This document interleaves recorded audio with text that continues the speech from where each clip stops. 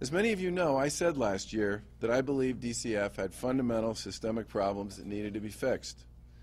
And that's why Lieutenant Governor Polito and I worked so hard to recruit Commissioner Spears to lead the agency. A nationally recognized expert on child protection services and the author of last summer's Child Welfare League report on what needs to be done to fix DCF, she began implementing a number of reforms shortly after her arrival in February of this year, including the following: updated Corey check policies for foster homes, implementing policies requiring photo documentation of all involved children when cases are transferred between social workers or local offices, new guidelines for social workers concerning in-home visits. The reforms we are announcing today and the work that will be done going forward will build on the overarching theme of the Child Welfare League report, that DCF's fundamental purpose is to keep kids safe. Let me repeat that. The work that will be done from this point forward will focus on one major objective: to keep kids safe. DCF often struggles with mission confusion, and some of its issues and problems stem from this dynamic, not from this point forward. The 6 initiatives we are announcing today are fundamentally about keeping kids safe. First, and you've heard me say this before, we will update DCF's intake policy, which hasn't been updated in over 10 years. This is the front door for DCF concerning every abuse and neglect allegation. It sets the table for every decision DCF makes from that point forward, and we need to get it right. Therefore, the new policy for reviewing allegations of abuse and neglect will include, among other things, a standardized assessment tool to determine if a child is at risk, requiring Corey checks on every case, mandating a review of every family member's history with DCF, including parental capability, and reviewing the number and type of 911 calls to the home. This work, which will be done in conjunction with 509, will be completed by mid-November and will be implemented immediately upon its completion. Second, we will be implementing a new supervision policy, which hasn't been in force or updated for at least 7 or 8 years. This policy will include detailed mandated steps on case review to ensure that workers receive the supervision and support necessary to work with all families, especially those with complex circumstances. As it stands today, there is no clarity for social workers in the field concerning when a case should be kicked up to a higher level review. This needs to be fixed. This policy will also be worked through with 509 and in place by the middle of November.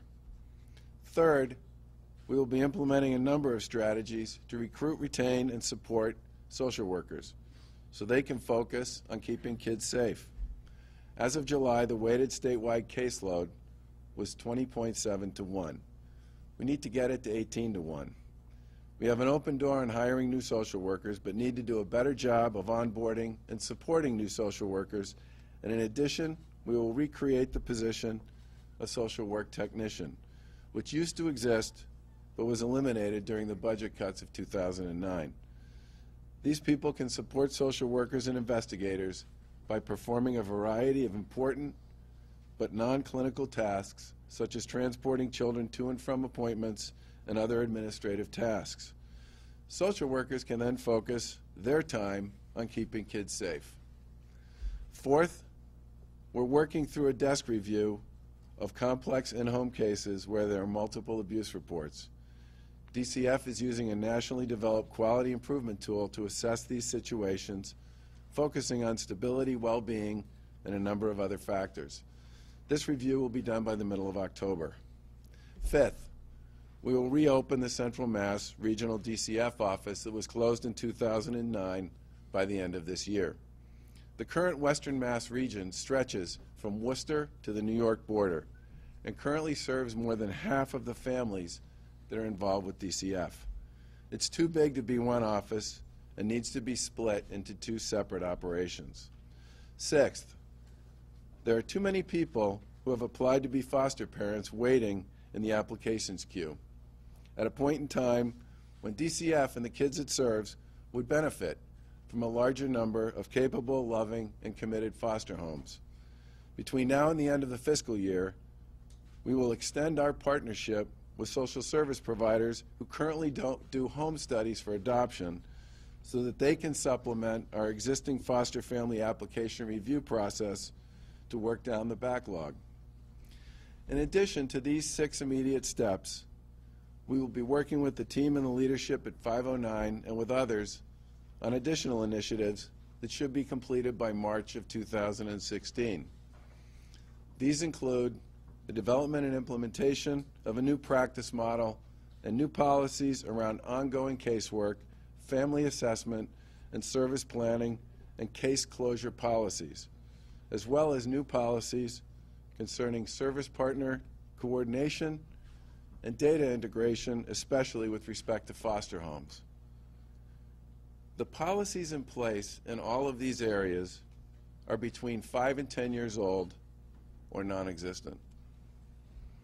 DCF will also be announcing the hiring of its first ever medical director in the next 10 days, as well as the hiring of medical social workers statewide, along with a 5-person quality assessment team that will gather and review information to improve the quality and consistency of case practice across the Commonwealth. Now, while I don't expect the ship to turn tomorrow, I do believe the following. Despite all of the reports and studies that have been done over the past decade concerning shortcomings at DCF, there has not been a coordinated, sustained effort to bake improvements and reforms into the daily operations of the department. The mission statement has been confusing, and in the absence of an overall playbook concerning all aspects of case practice, very hard to deliver on. As was called for in the CWLA report, we are simplifying and focusing the mission. Keep kids safe. And our efforts will be aligned around this primary objective. The decision by the leadership of SEIU 509 to join with us in pursuit of these reforms gives us all a sense of hope and confidence that the work we are doing will get done right, will stick to the bones of the agency, and can then be updated and improved going forward in ways that will ensure that we keep kids safe far into the future. At this time, I would like to introduce DCF Chapter President of 509, Peter McKinnon, who has been working hard along with other members of their team to put together this set of reforms and initiatives.